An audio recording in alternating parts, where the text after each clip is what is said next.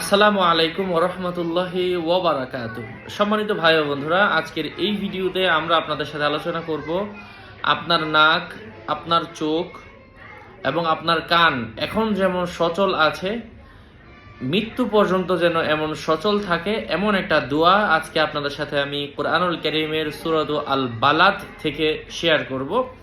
প্রত্যেক দিন ফজরের নামাজের পরে সূরাতুল বালাদের যে আয়াতটা বলবো, এটা প্রত্যেক দিন 3 বার করে পাঠ করবেন এবং আল্লাহ তাআলার কাছে মনে মনে দোয়া করবেন আল্লাহ তাআলা যেন আপনার দৃষ্টিশক্তি, শ্রবণ শক্তি এবং আপনার নাক, আপনার নাসিকা যেন হেফাজতে রাখেন। এই দোয়াটা করবেন ইনশাআল্লাহ। এই আয়াতটা আমি আপনাদের সাথে শেয়ার করছি। আউযু বিল্লাহি মিনাশ শাইতানির রাজিম।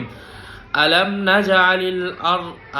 নাজআল লাহু আইনাইন ওয়া লিসানান ওয়া শাফাতাইন ওয়া হাদাইনাহুন নাজদাইন।